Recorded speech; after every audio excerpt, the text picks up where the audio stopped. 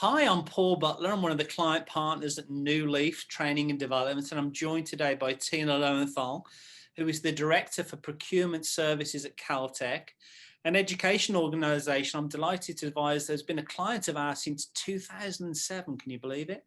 So, Tina, the purpose of the Take Fives is to give people some practical help, provide some hope, and even sprinkle a little bit of humour. So I've just got that one question, which I'd love you to run with for about 4 or 5 minutes or so, because we do call them Take Five for a reason. So again, here's the question. What would you say, Tina, that you're learning personally, professionally, even as an organisation during these rather challenging days? And tell us a little bit more about the work that you do and who you serve. So over to you, Tina, and I'll wrap it up when you're done. Great. Thanks, Paul. Well, I think the main number one thing that I've learned about myself professionally as well as personally is how resilient I am and how resilient my organization is. You said a minute ago that I'm the Director of Procurement Services at Caltech, and what that encompasses is both the purchasing front end as well as the back end, accounts payable. So we have approximately 50 employees in the department, and that's a lot of people to kind of keep track of. Mm. And one of the good things about what we've done in the years past is we've, instituted what we call an electronic procurement solution, e-procurement solution, with a company called Jagger. And we've had them since 2005 for the front end, the purchase order side. On the back end, the invoices, we finally instituted an electronic solution all within Jagger back in 2018. So together it's called P2P, procure to pay. So that meant that luckily by the time this pandemic hit and we were shut down in mid-March, almost every process in my department was already electronic, which was great.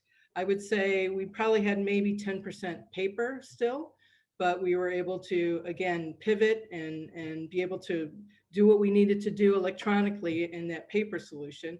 So my department as a whole, they've been fabulous. We continue to have team meetings weekly as well as monthly. We also have, we've done the virtual celebrations. We just had a baby shower last week with one of my employees. So they've been fabulous to work with. And I have a whole gamut of people in my department, a whole diverse group. So my younger millennials, for several years, they've been pushing and pushing and pushing for other things that they wanted added to their work environment. So several years ago, we instituted a 980 policy. So they don't have to participate, but if they want to, they can get either every other Friday off or every other Monday. And then a few years ago, they also pushed me to consider a telecommuting project. So we had just finished what I called a year-long phase of that telecommuting project. So by the time the pandemic hit, I already had a third of my department working from home 1 day a week. So that was fabulous. They were already set up. They had all their equipment.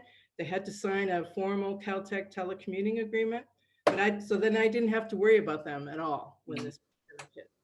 So, but like I said, my department's been very, very resilient, and we've been able to pivot.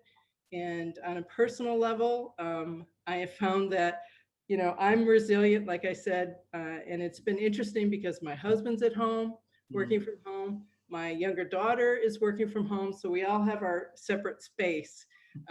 But we've been able to still enjoy each other and do as much as we possibly can. We even instituted about 2 months ago. My husband started doing a movie night outside in our garage. He hangs a sheet.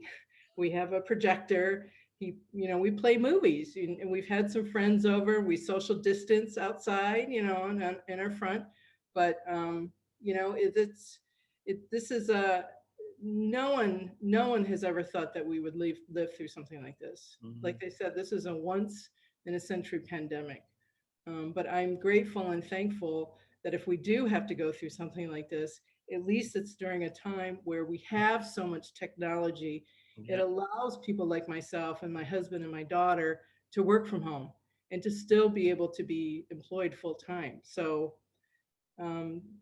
this too will pass, as they say. And the good thing is, I really have to look at this, that it's temporary. Yes, by the time we get a vaccine, by the time we implement, a herd mentality, we're not going to be the same. totally the same. So our lives are not going to be completely the same. But the lessons that we've learned and how we respond as individuals and as a community and as a country and as a world, I think we'll be able to get through all of this. And there's, you know, there's so many grateful things that I have going on. So I think that's what I wanted to share with you today, Paul. Well, Tina, on behalf of everyone who watches these, thanks again for your insights, and thank you for the great work that you're doing to help people and organisations be their best. And just on a personal note, Tina, I'm just so grateful for the friendship that we have had now for so many years. Could I offer you a virtual high five? And I appreciate you, Paul, and I especially appreciate your sense of humor. Thanks, Tina.